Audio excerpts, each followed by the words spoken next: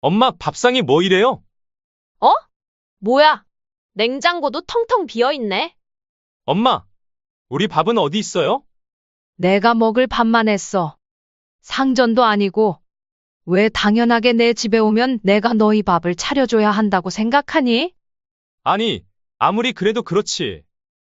엄마가 어떻게 자식에게 밥도 안 차려줄 수가 있어요? 어머니 장난이 너무 지나치신 거 아니에요? 어머니 집 온다고 어제부터 밥도 안 먹고 쫄쫄 굶고 왔단 말이에요.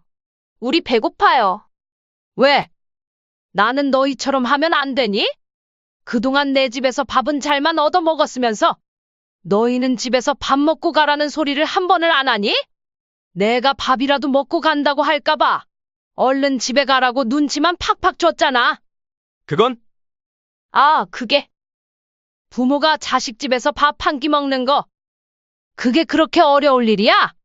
며느리 입장에서 시어머니 밥 해드리는 게 얼마나 부담스러운 줄 아세요? 나도 마찬가지야. 이제 다 큰 자식들 밥 차려주는 거 부담스러워. 각자 밥은 각자 집에서 먹고 오자. 나도 너희한테 밥 달라고 안 할 테니까 너희도 나한테 밥 달라고 하지 마. 안녕하세요. 이 이야기의 주인공은 올해 63세인 박순희 할머님이십니다. 박씨 할머니는 자식들에게 쌓여가는 서운함 때문에 요즘 들어 마음이 영 불편합니다. 박씨 할머니에게는 장성한 아들과 딸 2명의 자녀가 있습니다. 큰아들은 일찍 결혼하여 벌써 결혼한 지 10년이 넘었고, 손주가 초등학생이 될 만큼 시간이 흘렀습니다.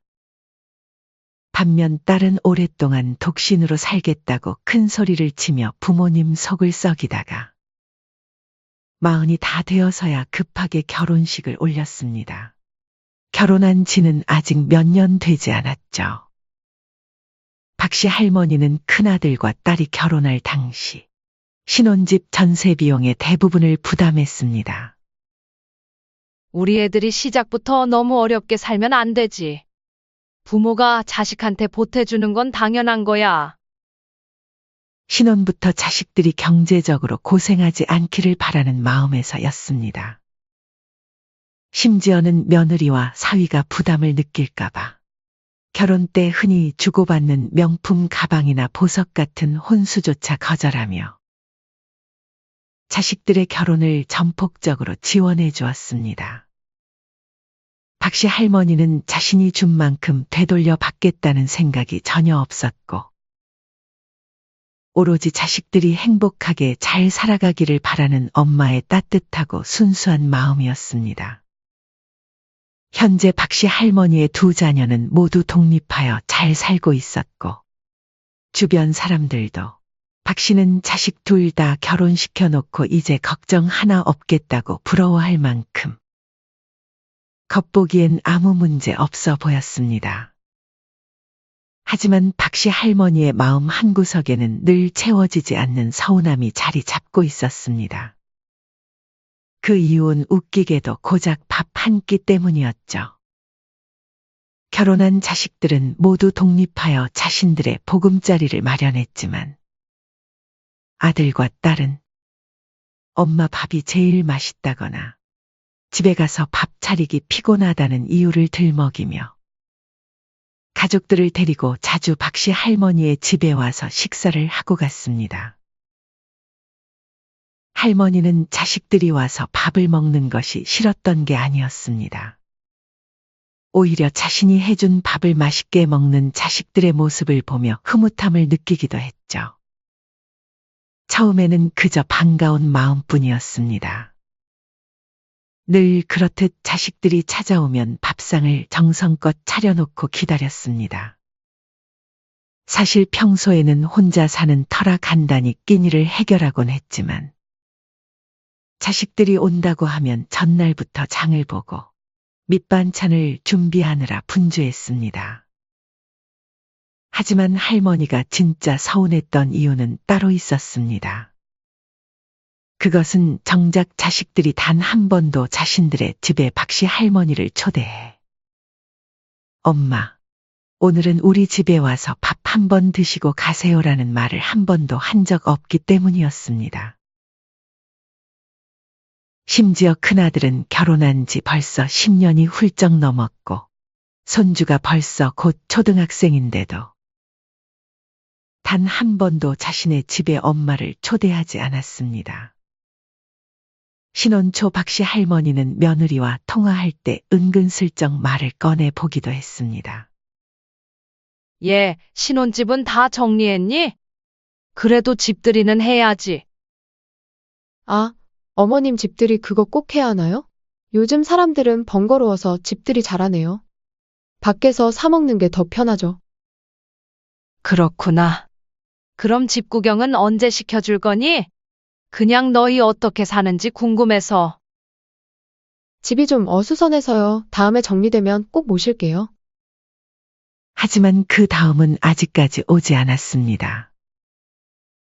아들과 며느리는 박씨 할머니의 집과 차로 10분밖에 걸리지 않는 거리임에도 박씨 할머니를 집으로 초대하는 일은 절대 없었고 특별히 만나야 할 일이 생기면 오히려 아들 내외가 박씨 할머니의 집을 방문하는 방식이었습니다. 처음엔 신혼이라 어수선하고 생활이 안정되지 않아 그런가 보다 하며 이해하고 넘어갔지만 결혼 후 수년이 흐른 지금까지 단 한 번도 자신을 초대하지 않는 모습을 보며 박씨 할머니의 마음속엔 점점 깊은 서운함과 섭섭함이 쌓이기 시작했습니다. 비단 아들만 그런 것이 아니라 딸 역시 마찬가지였습니다. 박씨 할머니는 평생 자식들에게 무언가 바라고 준 적은 없었지만 이제 와서 생각해보니 부모가 자식들 집에서 밥 한 끼 먹는 것이 왜 그렇게 어려운 일인지 박씨 할머니는 도저히 이해가 되지 않았습니다. 반면 자식들은 주말이면 박씨 할머니 집으로 찾아오는 일이 잦았습니다. 그것도 늘 식사 시간에 맞춰서였죠. 사실 아들과 딸은 명절이나 중요한 날이 아니더라도 한 달에 두세 번은 박씨 할머니의 집을 찾아왔습니다. 주말 오후 문 밖에서 익숙한 초인종 소리가 들렸습니다. 엄마, 우리 왔어요. 아들의 목소리였습니다. 박씨 할머니는 서둘러 문을 열었습니다. 현관문 앞에는 아들 내외와 딸 내외가 서 있었고 손주 하은이도 함께였습니다. 어머님, 안녕하세요. 저도 왔어요, 엄마. 딸과 며느리가 반갑게 인사했습니다. 어서 들어와. 밥 다 됐으니까 손이나 씻고 앉아. 할머니는 처음엔 자식들이 찾아오는 것이 반갑고 기뻤지만 점점 그 방문이 부담으로 다가오기 시작했습니다. 자식들이 집에 찾아올 때마다 늘 식사 준비와 뒤치다꺼리는 당연히 할머니 몫이었죠. 자식들의 태도는 날이 갈수록 뻔뻔해졌습니다. 이번 주말에도 자식들은 집에 들어서자마자 늘 그렇듯이 아들은 반찬 투정을 늘어놓았고 며느리와 딸은 마치 제 집처럼 냉장고부터 열어보며 먹을거리를 뒤지기 시작했습니다. 아들이 밥상을 보며 아쉬운 듯 말했습니다. 엄마, 오늘은 떡갈비 안 했어요. 지난번에 맛있게 먹었는데. 아이고, 장에 가니까 고기값이 너무 올랐더라. 아들은 여전히 아쉬운 표정이었습니다. 처음에는 웃으며 넘어갔던 이런 반찬 투정들이 이제는 박씨 할머니의 가슴에 서운함으로 쌓여갔습니다. 식사가 끝난 후 며느리가 냉장고 문을 열고 안을 들여다보며 말했습니다. 어머, 어머님 냉장고에 불고기 남았네요. 이거 저희가 좀 가져갈게요. 며느리는 종종 박씨 할머니의 집에 와서 냉장고에 있는 반찬들을 집으로 가져가곤 했습니다. 처음엔 며느리가 맞벌이로 바쁜 직장 생활로 음식 준비할 시간이 부족하다는 걸 이해해 흔쾌히 내어주었지만 이제는 이런 행동이 당연시 돼버렸죠. 그런데 그날은 며느리와 딸이 냉장고 앞에서 언성을 높이며 다투는 일까지 생겼습니다. 며느리가 불고기 통을 집어들자 딸이 재빨리 가로채듯 손을 뻗었습니다. 잠깐만요, 새언니. 이거 제가 먼저 찜해놨어요. 우리 남편이 제일 좋아하는 건데요. 아가씨는 신혼이고 아직 애도 없잖아요. 우리 집엔 한창 크는 애가 있는데 이번엔 양보 좀 해줘요. 무슨 소리예요? 여기 우리 친정이거든요. 제가 엄마한테 부탁한 거라고요? 서로 언성을 높이며 다투는 딸과 며느리를 보면서 이 집의 주인은 박씨 할머니 본인인데 정작 주인의 의견은 묻지도 않고 자기들끼리 다투는 모습을 보니 어이가 없고 속상했습니다. 결국 참다 못한 박씨 할머니는 폭발하고 말았습니다. 둘 다 그만 좀 해라. 나이 40 넘어서 부끄럽지도 않냐? 내가 너희들 먹이려고 이 나이에 반찬 만들고 사는 줄 알아. 박씨 할머니가 크게 꾸짖자 두 사람은 그제야 머쓱한 표정으로 조용해졌습니다. 그날 저녁 자식들이 모두 돌아간 후 박씨 할머니는 자신의 처지를 생각하며 깊은 한숨을 내쉬었습니다. 그러던 중 며칠 뒤 또 하나의 일이 벌어졌습니다. 전화벨이 울렸고 아들이 급한 목소리로 말했습니다. 엄마, 내일까지 하은이 좀 봐주실 수 있어요? 갑자기 급한 일이 생겨서요. 뭔 일인데 그렇게 급하냐? 아내 친척분 중 한 분이 상을 당하셔서 지방에 다녀와야 할 것 같아요. 근데 지금 시간도 늦고 봐줄 사람이 없어요. 아들이 서둘러 설명했습니다. 그래, 내가 봐줄 테니 얼른 데려오너라. 30분 후 아들은 손주 하은이를 데리고 왔습니다. 박씨 할머니는 피곤함을 감추고 손주를 반갑게 맞이했습니다. 하은아, 할머니랑 재밌게 놀자. 할머니는 환하게 웃으며 말했습니다. 아들은 몇 가지 주의사항을 전달하고 서둘러 집을 나섰습니다. 엄마, 정말 감사해요. 내일 저녁에 데리러 올게요. 다음 날 아침부터 박씨 할머니는 손주를 돌보느라 정신이 없었습니다. 아직 어린 손주는 온 집을 어지럽히고 박씨 할머니가 막 정리해 놓은 것을 다시 흩트려 놓는 바람에 일어섰다 앉았다를 반복했고 허리는 더욱 쑤셨습니다. 그리고 저녁 6시가 되어서야 아들에게서 전화가 왔죠. 엄마, 저 지금 운전하고 오는 중인데. 장거리 운전하느라 너무 피곤해서 그냥 집으로 바로 갈 것 같아요. 죄송한데 하은이 좀 집까지 데려다 주실 수 있으세요?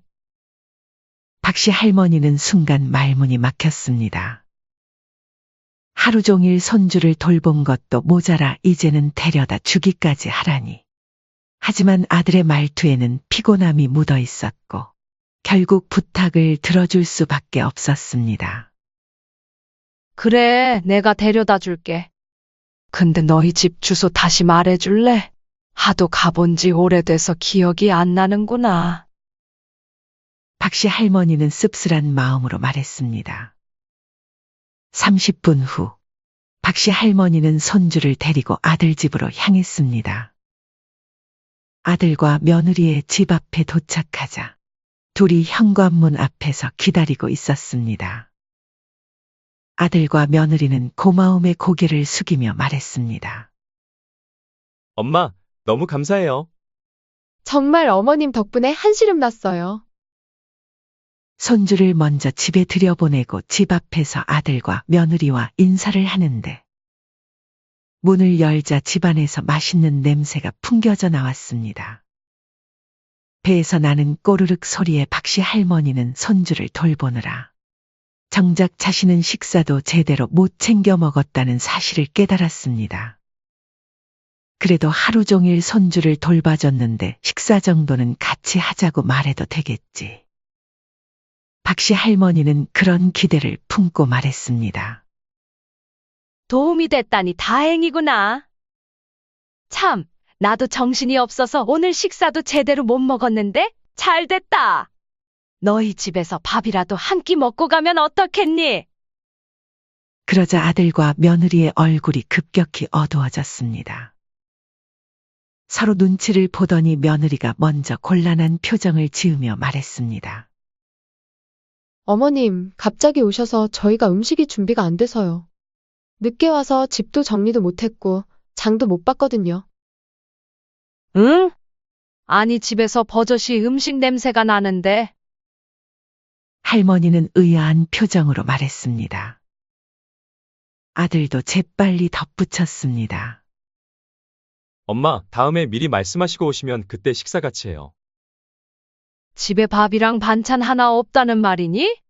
냉장고에 뭐라도 있겠지. 그냥 간단히 먹고 갈게. 그러나 아들은 아무 말 없이 어색한 표정으로 시선을 피했습니다. 아, 그게 엄마. 우리 지금 피곤해서 좀 쉬어야 할 것 같아요. 엄마도 집에 가서 푹 쉬세요. 할머니는 현관 안쪽으로 들어서려 했지만 아들과 며느리는 마치 막아서듯 현관 앞에 서 있었습니다. 아, 그래. 그럼 나는 이만 가볼게. 박씨 할머니는 서운한 마음을 애써 숨기며 말했습니다. 결국 박씨 할머니는 아들 집에도 들어가지 못한 채 현관문 앞에서 어색하게 서 있다가 조용히 발걸음을 돌려야 했습니다. 하루 종일 손주를 맡아줬으면 적어도 고맙다고 밥 한 끼라도 먹고 가라고 할 줄 알았습니다. 하지만 그들은 오히려 박씨 할머니가 밥을 먹고 가는 게 큰일이라도 되는 듯 서둘러 집으로 떠밀어 보냈습니다. 집으로 돌아온 박씨 할머니는 딸에게 전화를 걸어 속상한 마음을 털어놓았습니다. 적어도 딸은 자신의 마음을 이해해 줄 것이라 생각했습니다. 지용아, 내 오빠네가 나한테 어떻게 했는지 아니? 내가 손주 돌봐주고 데려다 주기까지 했는데. 같이 식사하면 안 되냐고 말 한 번 꺼내니까 뻔히 밥 차려져 있는 거 다 봤는데 준비 안 됐다면서 나를 그냥 문전박대했다니까. 엄마가 자식 집에서 식사 한 번 같이 하는 게 그리 어려울 일이야? 박씨 할머니는 딸의 정성어린 위로를 기대한 반면 딸의 반응은 뜻밖이었습니다. 엄마, 사실 나도 새언니 마음 이해돼. 며느리 입장에서 시댁에서 밥 해드리는 게 얼마나 부담스러운 줄 알아? 뭐 부담스럽다고? 박씨 할머니는 놀라서 물었습니다. 응, 나도 결혼해보니까 알겠더라. 요즘 시대에 왜 며느리가 시부모 밥을 꼭 차려줘야 해? 엄마도 괜히 오빠 집 가서 밥 달라고 하지 마. 그러다 안 좋은 소리 듣는 수가 있어.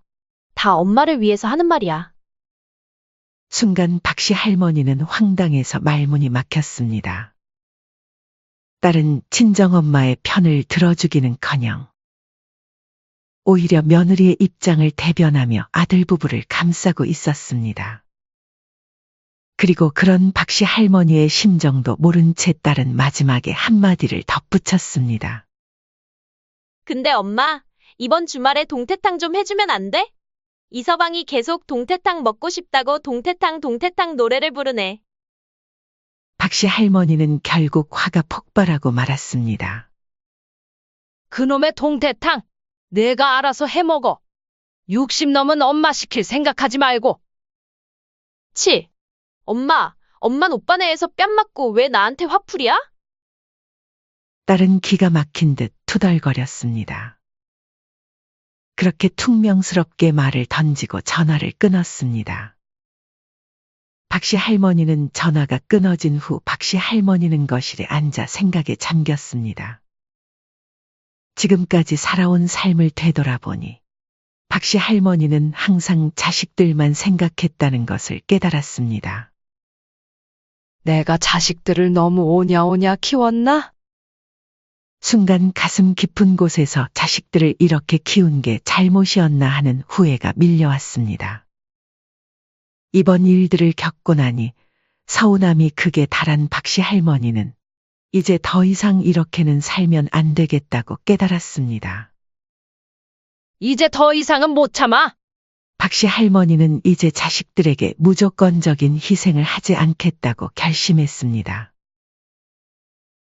엄마 집에 오면 밥 얻어먹는 건 당연하게 여기면서 지들 집에선 밥 한 끼도 못 먹게 하는 자식들에게 그들이 한 것처럼 똑같이 돌려주기로 결심했죠.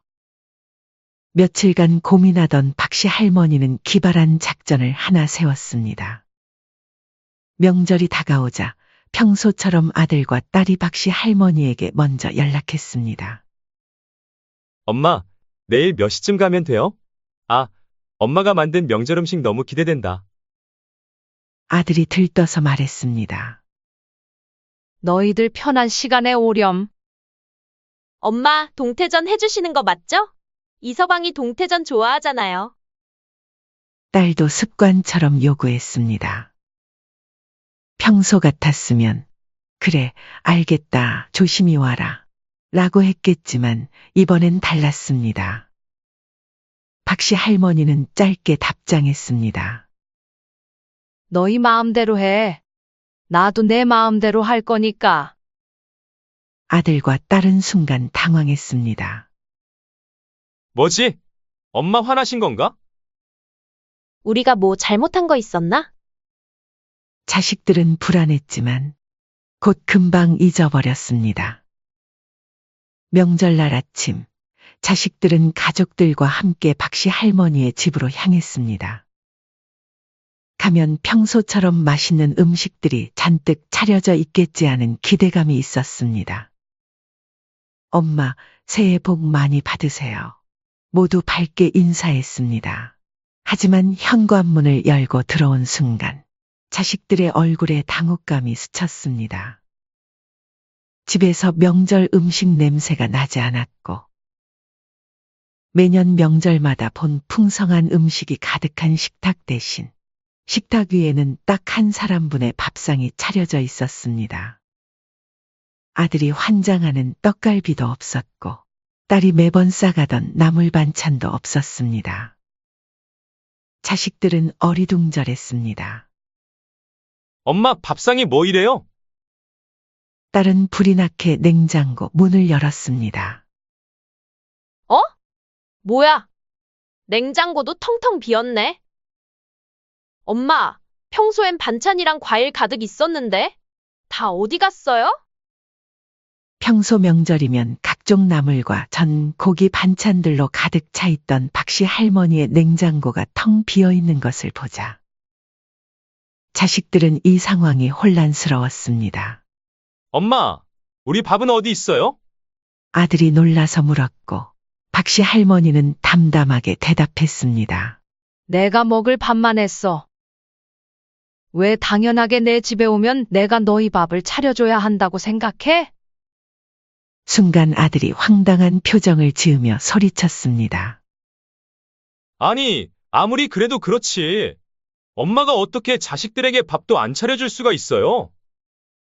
그러자 딸이 덧붙였습니다. 엄마, 장난이 너무 지나치잖아요. 엄마 집 온다고 어제부터 밥도 안 먹고 쫄쫄 굶고 왔단 말이에요. 우리 배고파요. 왜? 나는 너희처럼 하면 안 되니? 그동안 내 집에서 밥은 잘만 얻어 먹었으면서 니들은 엄마한테 집에서 밥 먹고 가라는 소리 한 번이라도 한 적은 있니? 아들과 며느리는 순간 말문이 막혔습니다. 혹여나 내가 밥이라도 먹고 간다고 할까봐 얼른 집에 가라고 눈치만 줬잖아. 그건 아, 그게 아들과 며느리는 우물쭈물했습니다. 박씨 할머니의 말에 부인할 수 없었죠. 참, 맞다 지영아 너가 그랬지. 요즘 시대의 며느리가 시부모 밥 차려주는 거 부담스럽다고. 나도 마찬가지야. 이제 다 큰 자식들 밥 차려주는 거 부담스러워. 각자 밥은 각자 집에서 먹고 오자. 내가 너희한테 밥 달라고 안 할 테니까 너희도 나한테 밥 달라고 하지 마. 자식들은 점점 얼굴이 굳어갔습니다. 딸은 어머니의 말이 저번에 자신이 엄마에게 했던 말임을 알아차리고 당황한 듯 눈을 크게 떴습니다. 엄마, 그렇게 말한 건 기대했다가 엄마가 괜히 더 상처받을까봐 그런 거였죠. 박씨 할머니는 말을 이었습니다. 그리고 이제부터 내 집에 멋대로 찾아오는 것도 안 돼. 냉장고에서 음식 가져가는 것도 안 되고. 딸이 억울한 듯 물었습니다. 엄마, 그게 무슨 말이에요? 우리가 남이에요? 그래, 남 아니면 냉장고 함부로 열고 가져가도 되니? 너희가 집에 오면 음식 준비부터 청소까지 할 일이 3배는 더 늘어나? 그렇게 같이 밥 먹고 싶으면 밖에서 만나자.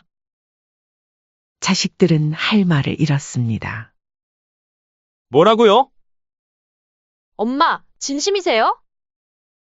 자식들이 뭔가 말하려는 듯했지만 박씨 할머니는 마지막 일격을 날렸습니다. 그리고 식사 자리에서 내가 지금까지 너희 오면 공짜로 밥 해주고 반찬 퍼준 게 있으니 나는 돈 안 낼 거니 그리 알아라. 그게 싫으면 식사 자리 자체를 안 가지면 돼. 단호한 박씨 할머니의 태도에 아들과 며느리, 딸과 사위는 당황한 기색이 역력했습니다. 지금까지 자기들이 박씨 할머니에게 해온 행동을 생각하면 할머니의 말이 너무도 정당했습니다. 혹시 지난번에 저희가 하은이 맡긴 날 때문에 그러세요? 그때 밥 먹고 가시라고 하지 않은 것 때문에? 이어서 며느리도 눈치를 보며 말했습니다. 어머님, 그때는 죄송했어요. 저희가 미처 생각을 못했어요. 제발 화 푸세요. 딸도 어머니에게 사과했습니다. 엄마, 저희도 많이 잘못했어요. 그러니까 엄마 집 오지 말라는 말은 없던 일로 해주시면 안 돼요? 그날 하루만의 문제가 아니야. 나는 너희들 올 때마다 항상 최선을 다해 대접했어. 근데 내 나이가 몇인데 그렇게 무시당하고 이용당하기만 하면서 살아야 하니? 이번 일을 그냥 없던 일로 할 생각 없어. 그럼 난 이만 밥 좀 먹고 올 테니 너희는 나가서 먹던지 알아서 하렴.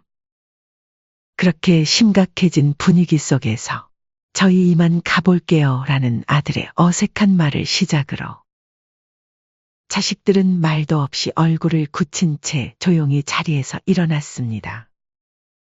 그저 묵묵히 겉옷을 챙기고 신발을 신으며 서로 눈치만 보다가 인사를 하고 급히 박씨 할머니의 집을 떠났습니다. 문이 닫히고 난 후 집안에는 고요한 정적이 감돌았습니다. 평소 명절이면 자식들과 손주의 웃음소리로 시끌벅적할 집이 갑자기 텅 비어버리자 잠시 허전한 기분이 들었습니다만 그것도 잠시 박씨 할머니는 오히려 후련한 마음이 들었습니다. 박씨 할머니는 차려진 밥상을 바라보며 길게 숨을 내쉬었습니다. 후, 이제야 속이 다 시원하네. 진작 이렇게 할 걸 그랬지. 박씨 할머니의 입가에는 오랜만에 후련한 미소가 번졌습니다. 명절 사건 이후 자식들은 자신들의 행동을 되돌아보기 시작했습니다.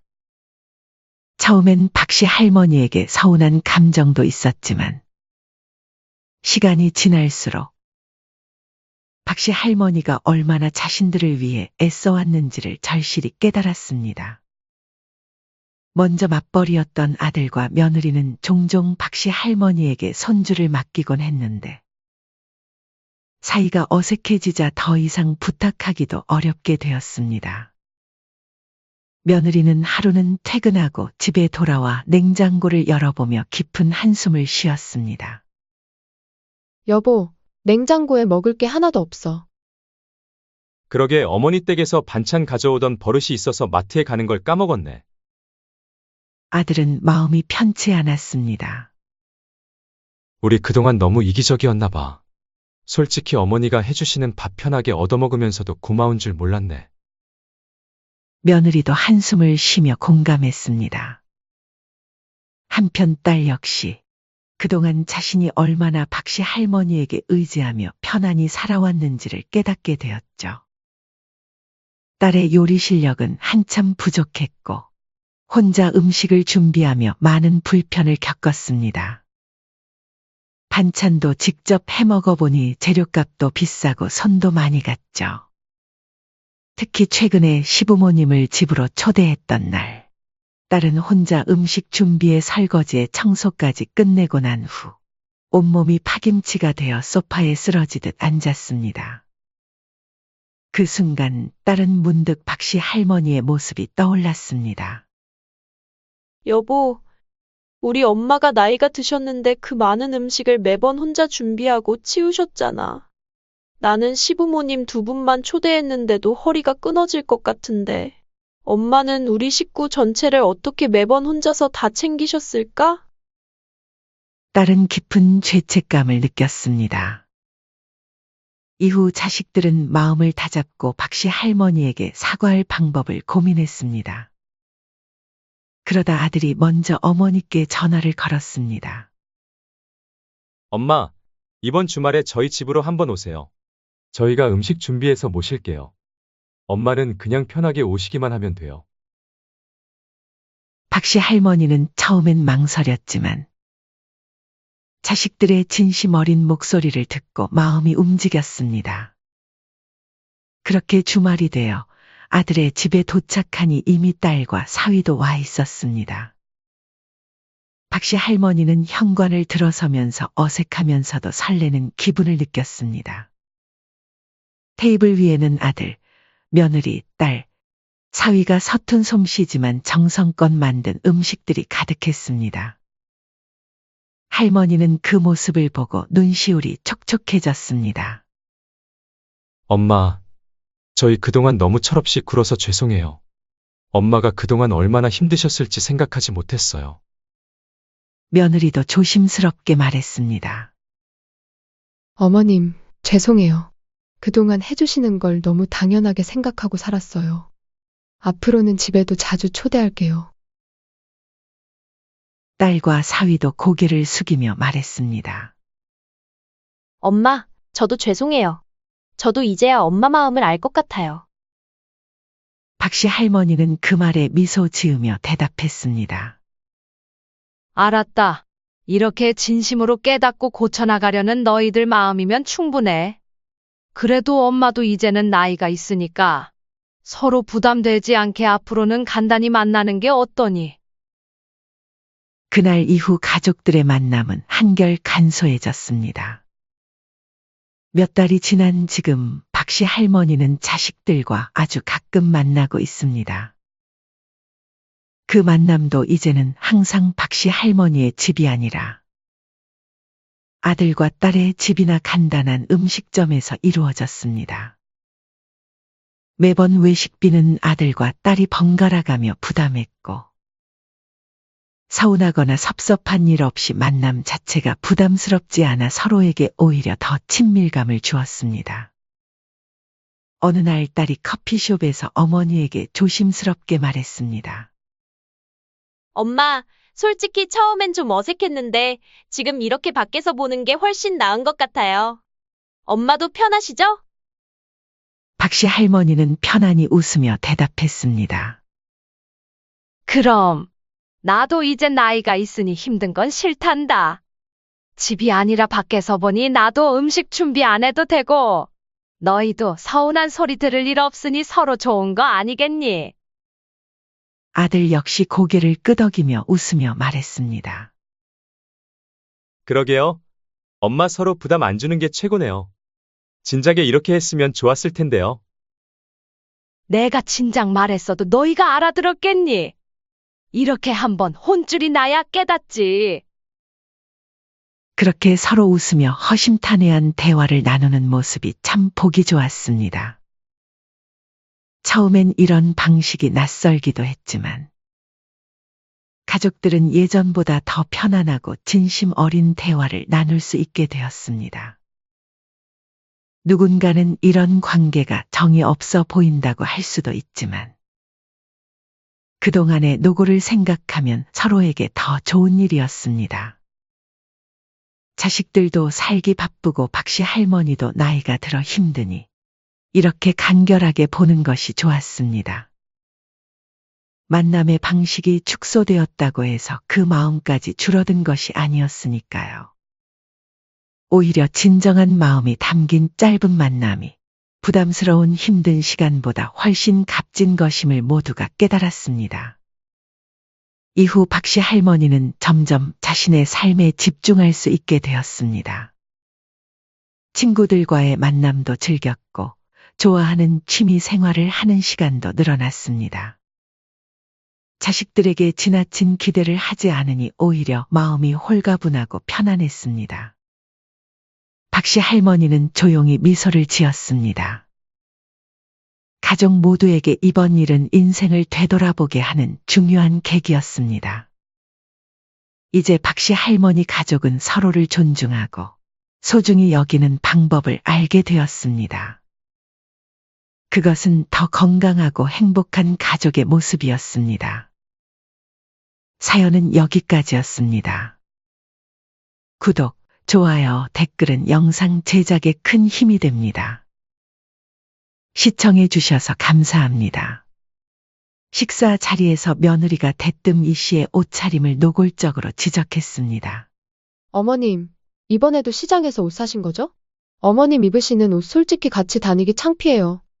저희 친정 엄마 좀 보세요. 누가 어머니랑 비슷한 나이대로 보겠어요? 나는 이 옷도 좋은데 그래도 아끼는 옷 입고 나온 거야. 그러게 돈 좀 모아놓으시지 그러셨어요. 돈이 없으시니까 맨날 시장 바닥에서 옷이나 사 입으시죠? 얘, 너는 지금 시애미한테 무슨 말버릇이니? 나는 너희들 집 사주려고 가진 돈 다 내줬다. 그래서요? 이제 돈도 한 푼 없으시면서 시어머니 대접은 받고 싶으세요? 받을 땐 신나서 받아놓고 이제 돈 떨어지니까 시댁도 아니라 그 말이니? 엄마, 창피하니까 그만 좀 해. 진우야, 솔직히 아내 말 틀린 말 없어요. 이제 와서 뭘 그렇게 대접받길 원해요? 진우야, 그런 말이 아니잖아. 돈 없다고 부모를 무시해도 되는 거니? 너 키워주고 결혼할 때 너 잘 되라고 가진 돈 다 지원해줬잖아. 너가 어떻게 엄마한테 이래? 그건 부모로서 당연한 거 아니에요? 왜 자식한테 그걸로 빚 갚으라는 것처럼 구는 거예요? 이제 각자 인생 각자 챙기는 걸로 해요. 안녕하세요. 이 사연의 주인공은 72세 이춘자 씨입니다. 약 30년 전 이 씨와 남편은 극심한 가난 속에서 단칸방 신혼생활을 시작했습니다. 월세 낼 돈도 부족해 반지하 단칸방에서 시작한 두 사람의 결혼 생활은 누가 봐도 녹록지 않았죠. 하지만 두 사람의 눈빛만은 그 누구보다 빛났습니다. 여보, 우리 힘들어도 서로 믿고 살자. 언젠가는 좋은 날이 올 거야. 남편 김철수 씨의 다짐처럼 두 사람은 서로를 의지하며 하루하루를 버텼습니다. 그리고 결혼 2년 만에 아들 진우가 태어났죠. 태어난 아기를 품에 안은 그 순간 부부는 서로 손을 꼭 잡고 다짐했습니다. 여보, 우리 아들만큼은 고생시키지 말자. 그래?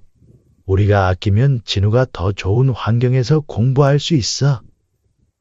아들을 위해서라면 무엇이든 할 수 있다는 마음으로 부부는 더욱 열심히 살기 시작했습니다. 남편은 작은 공장에서 기술자로 일하면서 틈틈이 기술을 익혔습니다. 야근이 잦았지만 남편은 한 번도 불평하지 않았죠. 오히려 더 많은 기술을 배우려 노력했습니다. 그렇게 시간이 흘러 이 씨와 남편은 직접 소규모 부품 공장을 차렸습니다. 이 씨 역시 공장 뒤편 사무실에서 격리 업무를 도우며 밤낮 없이 함께 일했습니다. 남편의 기술력과 성실함이 알려지면서 조금씩 일거리가 늘어났습니다. 그렇게 10년이 흘렀습니다. 공장이 안정되자 부부는 여전히 사치 없이 소박한 삶을 유지했습니다. 가정은 안정되었지만 두 사람의 생활은 크게 달라지지 않았죠. 명품은커녕 외식조차 하지 않으며 부부를 잘 모르는 사람들은 이 씨 부부가 여전히 가난한 줄 알 정도였습니다. 이 씨 부부가 이렇게 아끼고 사는 이유는 예전부터 아끼며 살던 습관 탓도 있었지만 무엇보다 아들 진우의 미래를 위한 것이었습니다. 그러나 아들은 부모의 절약을 이해하지 못했습니다. 오히려 궁상맞게 여기며 허영을 동경하기 시작했죠.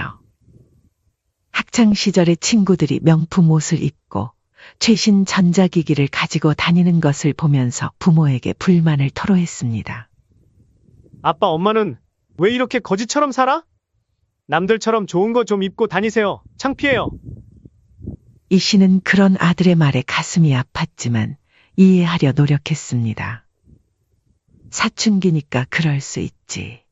그렇게 위안하며 아들의 요구에 가능한 한 맞춰주려 했습니다. 명품은 아니지만 옷도 사주고 컴퓨터도 사주었죠. 하지만 아들의 눈은 계속 높아져만 갔습니다.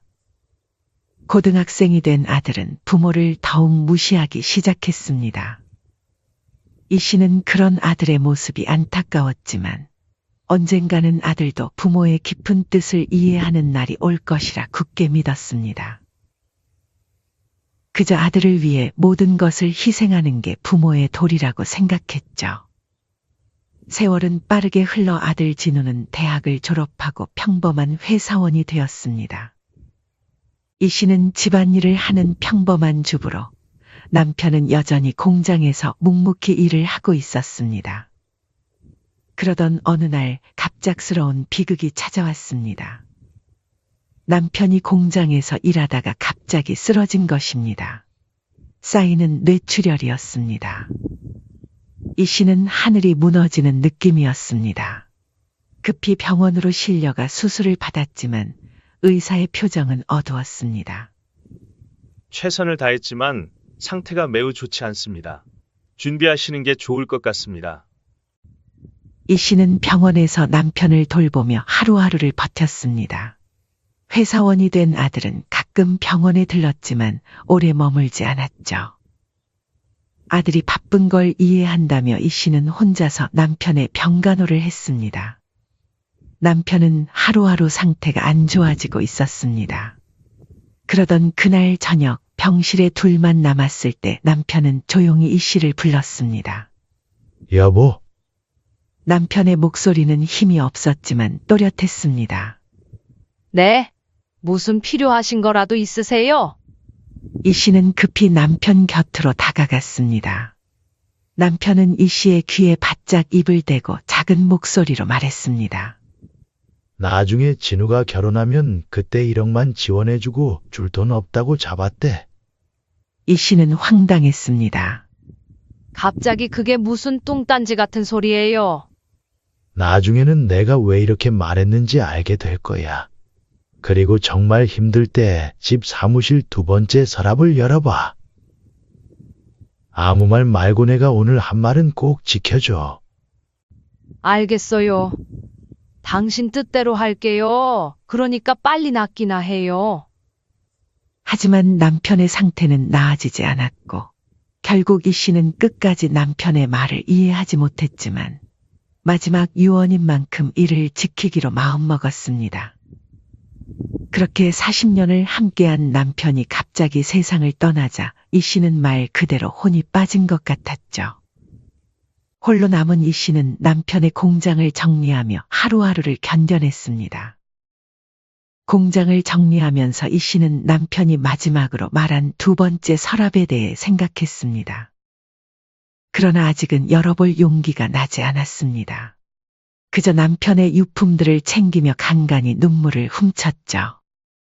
그렇게 1년이 흘렀습니다. 남편 없는 일상에 조금씩 적응해가던 이 씨에게 어느 날 아들이 전화를 했습니다.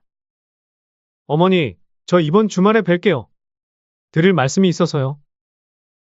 주말 아들은 여자친구를 데리고 이 씨의 집에 찾아왔습니다. 어머니, 이쪽은 제 여자친구 미영이에요. 안녕하세요, 어머님. 저는 서미영이라고 해요. 며느리는 표면적으로는 공손했지만 어딘가 불편한 태도가 느껴졌습니다. 특히 이 씨의 집을 둘러보며 살짝 인상을 찌푸리는 모습이 이 씨의 눈에 들어왔죠. 그래, 언제부터 만났니? 이 씨가 물었습니다. 8개월 됐어요. 회사 동료였는데 마음이 맞아서요. 아들의 말에 이 씨는 마음이 무거워졌습니다.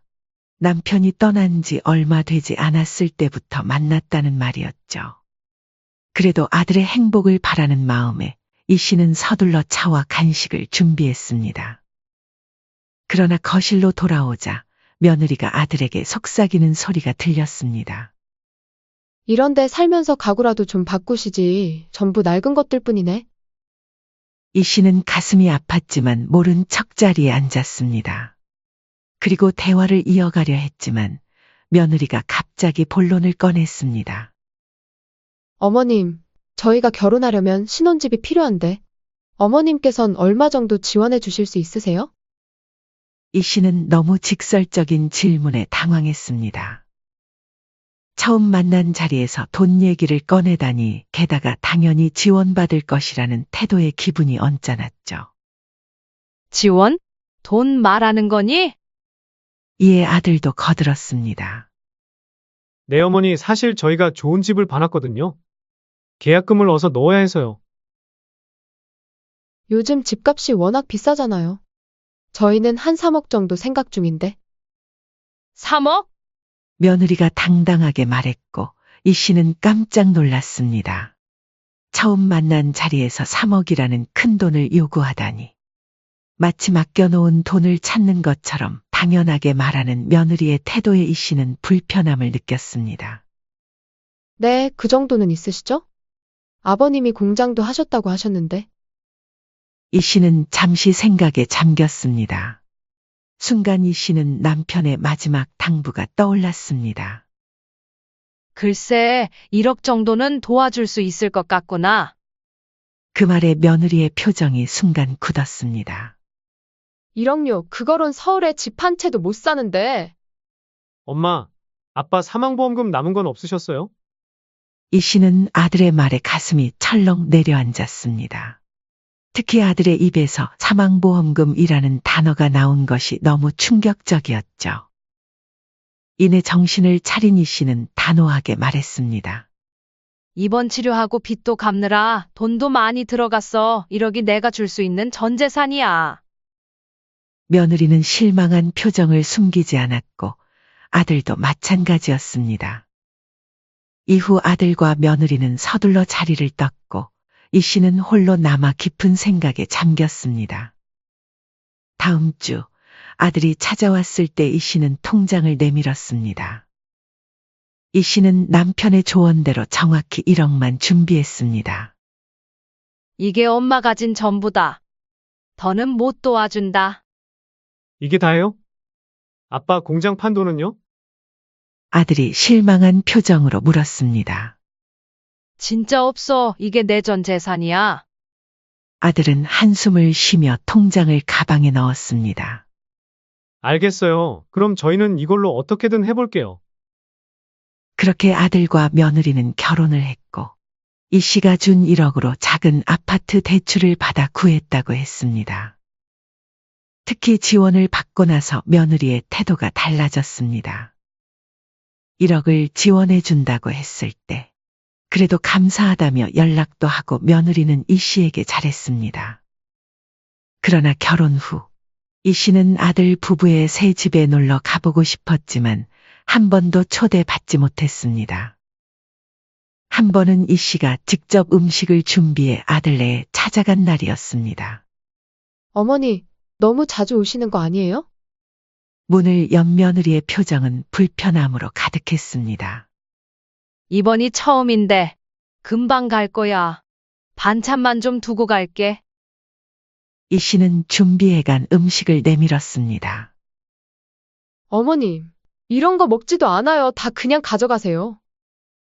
며느리의 말에 이 씨는 가슴이 아팠지만 아무 말도 하지 않고 그냥 돌아왔습니다. 전화도 점점 뜸해지고 이 씨가 찾아가면 집안 분위기는 매번 싸늘했습니다. 어느 날 이 씨는 아들 부부의 집을 방문했을 때 문 앞에서 들려오는 대화의 발걸음을 멈출 수밖에 없었습니다. 어머니가 요즘 자꾸 연락하고 기웃거리시는데 나 너무 불안해. 나이 먹고 우리한테 빌붙으시려고 눈치 보시는 것 같아. 솔직히 어머님 돈도 없으시잖아. 며느리의 목소리였습니다. 그러게. 이러다 진짜 우리가 모셔야 되는 거 아니야? 그래도 우리가 받은 게 있잖아. 여보, 진짜 그러지 마. 나 시어머니 모시고 살려고 결혼한 거 아니야. 어머니가 1억 준 걸로 생색내고 같이 살자고 하면 나 진짜 가만히 안 있어. 알아. 내가 잘 말해볼게. 나도 우리 엄마랑 사는 거 싫어. 이 씨는 방금 들은 말이 믿기지 않았습니다. 아들과 며느리가 자신을 그렇게 생각하고 있었다니요. 충격을 받은 채 이 씨는 그대로 돌아서서 집으로 향했습니다. 내가 아들을 잘못 키웠어. 내가 무슨 잘못을 했길래. 집으로 돌아온 이 씨는 깊은 생각에 잠겼습니다. 그리고 앞으로 아들과 며느리를 어떻게 대해야 할지 많은 고민을 했죠. 결론이 나지 않은 채 이 씨의 생일날이 다가왔습니다. 그리고 이 씨의 생일 식사 자리에서 일어난 일은 이 씨의 마음에 깊은 상처를 남기게 되었습니다. 그날은 이 씨의 생일을 기념해 셋이서 밖에서 식사를 하게 되었습니다. 식사 자리에서 며느리가 대뜸 이 씨의 옷차림을 노골적으로 지적했습니다. 어머님, 이번에도 시장에서 옷 사신 거죠? 어머님 입으시는 옷 솔직히 같이 다니기 창피해요. 저희 친정 엄마 좀 보세요. 누가 어머니랑 비슷한 나이대로 보겠어요? 나는 이 옷도 좋은데 그래도 아끼는 옷 입고 나온 거야. 그러게 돈 좀 모아놓으시지 그러셨어요. 돈이 없으시니까 맨날 시장 바닥에서 옷이나 사 입으시죠. 이 씨는 평생 검소하게 살아온 사람이라 비싼 옷에 관심이 없었지만 이런 식으로 비교당하니 굉장히 불편했습니다. 이 씨는 아들을 바라봤지만 아들은 그저 웃기만 할 뿐 아무 말도 하지 않았습니다. 참다 못한 이 씨가 마침내 입을 열었습니다. 얘, 너는 지금 시애미한테 무슨 말버릇이니? 나는 너희들 집 사주려고 가진 돈 다 내줬다. 순간 테이블에 침묵이 흘렀습니다. 그러자 며느리가 차갑게 대꾸했습니다. 돈도 한 푼 없으시면서 시어머니 대접은 받고 싶으세요? 이 씨는 충격의 말을 잊지 못했습니다. 돈이 없으면 부모로서 대접도 받을 수 없다는 말이 너무 모욕적이었죠. 돈 없으면 부모도 아니란 말이니? 엄마, 창피하니까 그만 좀 해. 그러나 아들은 버릇없는 며느리에게 한마디 하기는커녕 되려 이 씨를 질책했습니다. 내가 그런 말을 하다니 널 어떻게 키웠는데? 솔직히 아내 말 틀린 말 없어요. 이제 와서 뭘 그렇게 대접받길 원해요? 맞아요. 우리도 애 낳고 키우는 것도 벅찬데 어머니까지 신경 써야 해요. 며느리도 가세했습니다. 내가 돈 없다고 너희한테 뭐 하나 요구한 적 있니? 말은 안 해도 다 알죠. 나이 드시면 결국 우리한테 기대실 거잖아요. 아들은 냉정하게 말했습니다. 진우야, 너 키워주고 결혼할 때 너 잘 되라고 가진 돈 다 지원해줬잖니? 너가 어떻게 엄마한테 이래? 그건 부모로서 당연한 거 아니에요? 왜 자식한테 그걸로 빚 갚으라는 것처럼 구는 거예요? 아들은 일어서며 이 씨에게 마지막 말을 던졌습니다. 저는요, 엄마 부양할 생각 없어요. 이제 각자 인생 각자 챙기는 걸로 해요. 다시는 연락도 하지 말고 집에 찾아오지도 마세요. 결혼했으니 저도 제 가족 챙겨야겠어요. 이 씨는 눈물을 삼키며 돌아섰습니다. 평생을 바쳐 키운 아들에게 이런 말을 들을 거라고는 생각도 못했습니다. 그날 밤 충격과 분노가 쌓인 이 씨는 남편의 유언을 떠올리며 마음속으로 다짐했습니다. 그래, 결국 이렇게 되는구나. 남편의 말이 맞았어. 식당에서 벌어진 모욕적인 상황 이후 이 씨는 겨우 집으로 돌아와 방 한편에 쓰러지듯 앉았습니다. 가슴 속에 응어리가 목까지 차올라 숨쉬기조차 힘들었죠. 평생을 바쳐 키운 아들에게 이런 취급을 받을 거라고는 상상도 못했습니다. 문득 고개를 들어 거실 벽에 걸린 남편의 사진을 바라보았습니다. 그 순간 남편의 마지막 당부가 귓가에 생생하게 들려왔습니다. 지금이야말로 그 서랍을 열어볼 때였습니다. 이 씨는 천천히 일어나 남편의 서재로 향했습니다. 오랫동안 열지 않았던 서재의 문을 열자 남편의 흔적이 그대로 남아 있었죠. 책상 옆 서랍장으로 다가간 이 씨는 떨리는 손으로 두 번째 서랍을 열었습니다. 겉으로 보기에는 평범한 서류들이 있었지만 이 씨는 남편의 말처럼 서랍 안쪽 깊숙한 곳을 살펴보았습니다. 조심스럽게 손잡이를 당기자 비밀 공간이 드러났습니다. 그 안에는 통장들과 문서 봉투 그리고 봉인된 편지 한 통이 있었습니다. 이 씨는 숨을 깊게 들이마시고 천천히 내용물을 꺼내기 시작했습니다. 이 씨는 먼저 통장들을 하나씩 펼쳐보았습니다. 그리고 그 순간 충격에 눈을 크게 떴습니다. 이게 다 뭐야? 남편이 이렇게 많은 돈을 모았다는 사실이 믿기지 않았습니다. 이 씨는 놀라움을 감추지 못하며 땅 문서 봉투로 손을 뻗었습니다. 봉투를 열자 경기도 분당에 있는 상가 건물 문서까지 있었죠. 이 씨는 그 문서들을 믿기지 않는 눈으로 몇 번이고 다시 확인했습니다. 이 씨는 마지막으로 편지 봉투를 열었습니다. 남편의 자필로 쓰여진 유언장이었습니다. 나는 이 서랍 안의 모든 서류와 함께 내 소유의 건물과 예금을 아내 이춘자에게 남기고자 한다. 이 사실은 나의 사망 후 아내가 이 서랍을 열어보게 될 때 알게 될 것이다. 이 편지를 읽고 있다면 당신은 지금 무척 힘든 시간을 보내고 있을 거야. 아마도 아들 때문일 거고 내가 염려했던 일이 벌어진 거겠지. 당신에게 미리 말하지 못해 미안해. 하지만 당신은 아들에게 너무 약했잖아. 혹시 당신이 아들에게 모든 걸 넘길까봐 걱정이 됐어. 사람은 누구나 변하는 법이야. 특히 돈 앞에서는 더욱 그렇지. 편지를 읽어내려가는 동안 이 씨의 눈에서는 눈물이 흘러내렸습니다. 남편이 이렇게까지 자신의 미래를 준비해 두었다는 사실이 믿기지 않았습니다. 그리고 문득 1년 전 남편의 병실에서 나눈 마지막 대화가 선명하게 떠올랐습니다. 여보, 무슨 그런 말을 해요? 진우는 우리 아들이잖아요. 도와줄 수 있으면 다 도와주는 게 맞죠.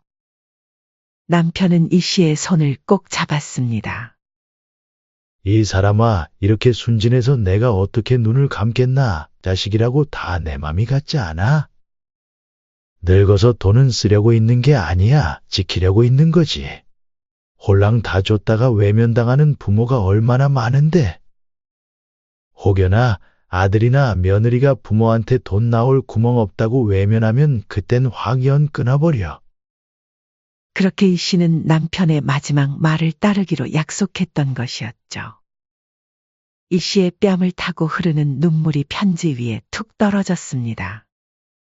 여보, 당신 말이 맞았어요. 어떻게 이런 일이 일어날 줄 미리 안 거예요?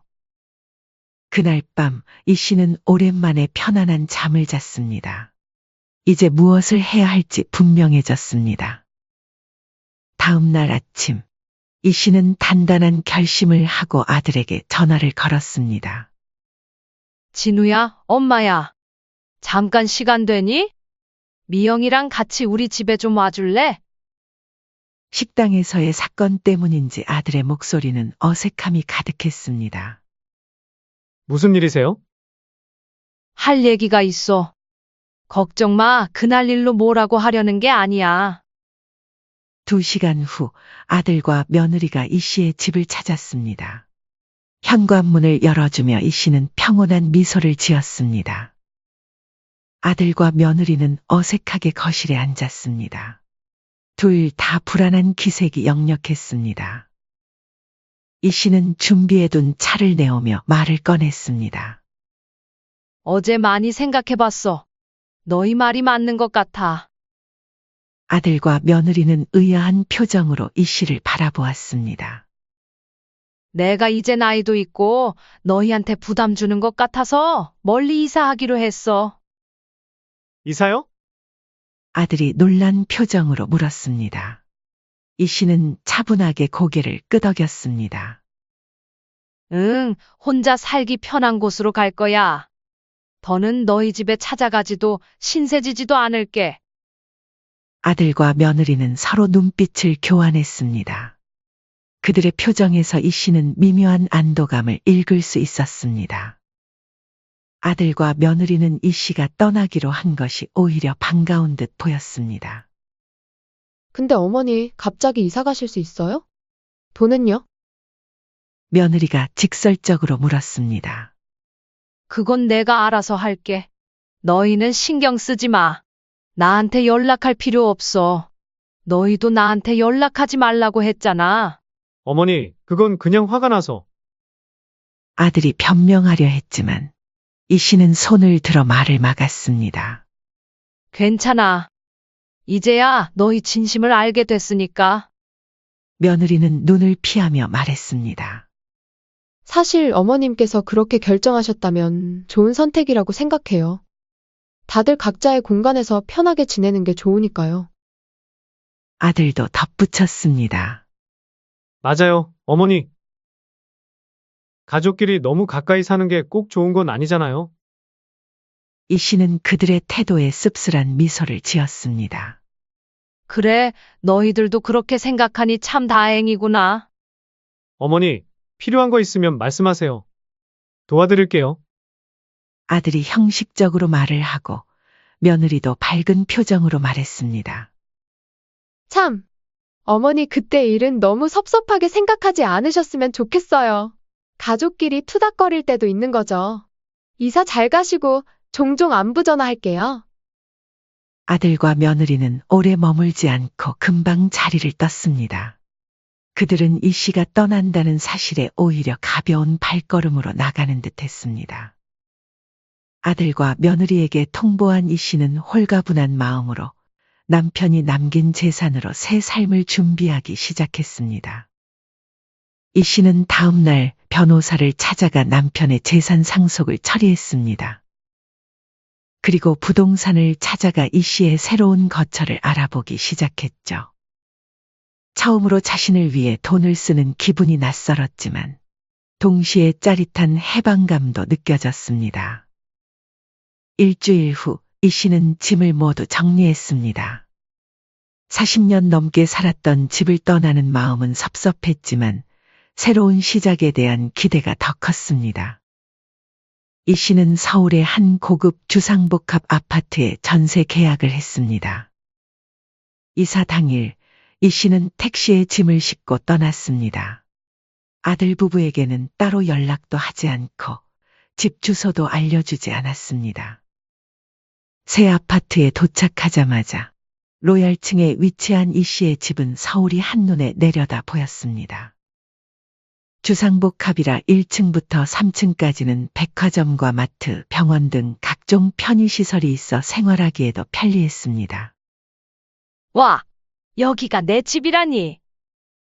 넓은 거실과 깨끗한 주방, 편안한 침실까지 모든 것이 새롭고 고급스러웠습니다.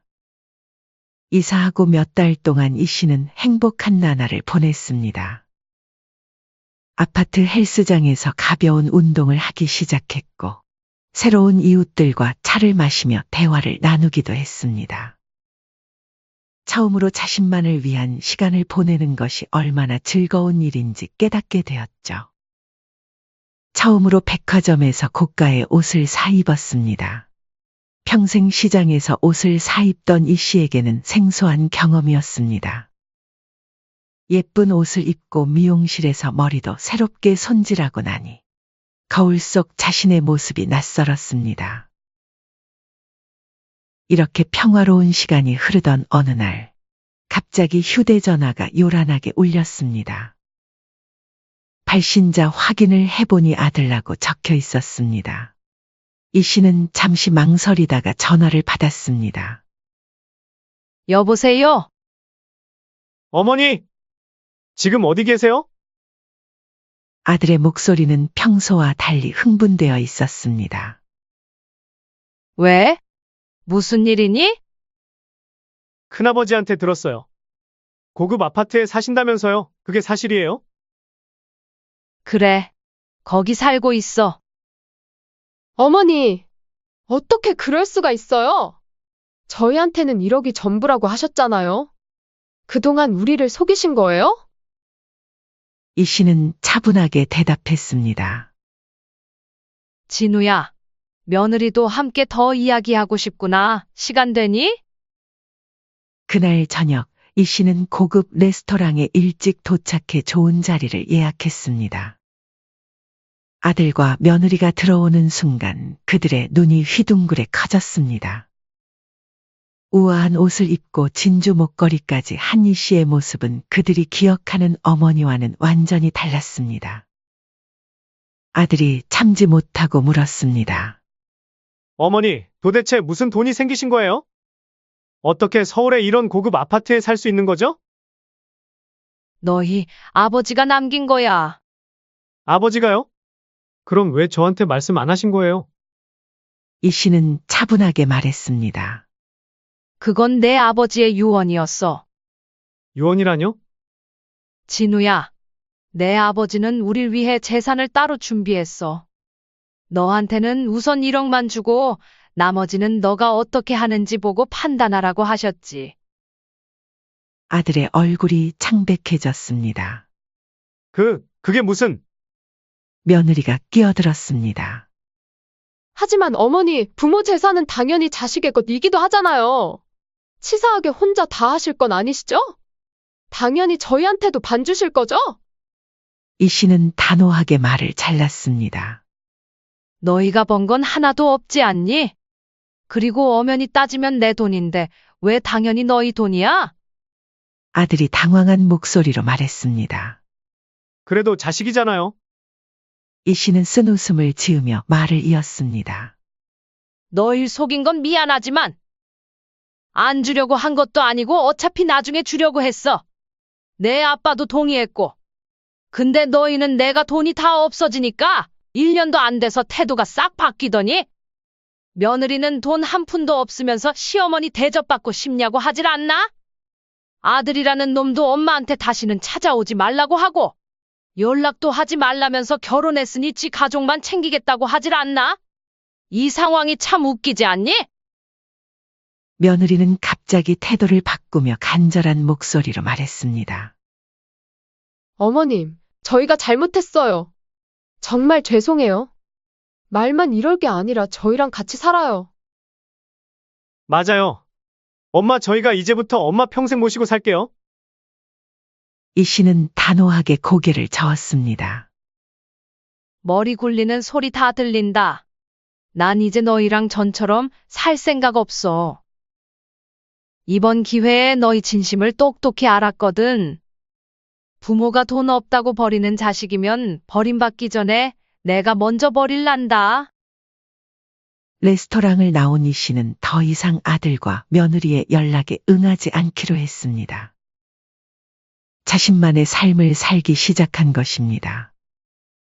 이 씨는 여행사에서 패키지를 예약하고 평생 한 번도 가보지 못했던 해외로 첫 여행을 떠났습니다. 평생 검소하게 살면서 한 번도 가져보지 못했던 고급 가구와 소품들로 집을 꾸몄습니다. 처음으로 자신을 위해 돈을 쓰는 일이 어색했지만 곧 그 즐거움을 알게 되었죠. 그뿐만 아니라 이 씨는 지역 노인복지센터에 익명으로 큰 금액을 기부하기도 했습니다. 자신처럼 외로운 노인들이 조금이라도 행복한 시간을 보낼 수 있기를 바라는 마음에서였죠. 어느 날 이 씨는 아파트 로비에서 우연히 아들을 마주쳤습니다. 경비원의 제지에도 불구하고 아들은 로비에서 어머니를 기다리고 있었던 것입니다. 어머니! 아들이 반가운 얼굴로 다가왔습니다. 여기까지 어떻게 알고 왔니? 제발 저희 좀 용서해 주세요. 이 씨는 조용히 고개를 저었습니다. 어머님, 저희가 정말 잘못했어요. 다시 한 번만 기회를 주세요. 이 씨는 아들과 며느리의 눈을 똑바로 바라보며 말했습니다. 그만해라. 늙어서 내 몸 건사하려면 돈이 있어야 한다는 걸 너네가 알려줬잖니? 너희한테는 절대 안 줄 거다. 이 씨는 아들을 뒤로하고 엘리베이터에 올랐습니다. 문이 닫히는 순간 홀로 중얼거렸습니다.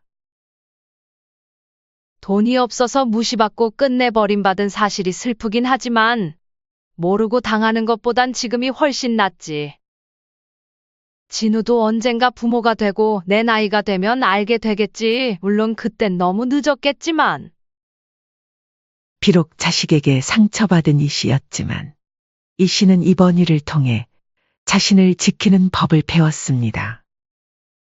평생 자식만 생각하던 삶에서 벗어나 스스로의 가치를 깨닫게 된 것이야말로 남편이 남긴 가장 소중한 선물이었습니다. 자신의 아파트로 돌아온 이 씨는 테라스에 나가 서울의 야경을 바라보았습니다. 어둠 속에서 반짝이는 도시의 불빛들이 마치 그녀의 새로운 인생처럼 빛나고 있었습니다. 사연은 여기까지였습니다.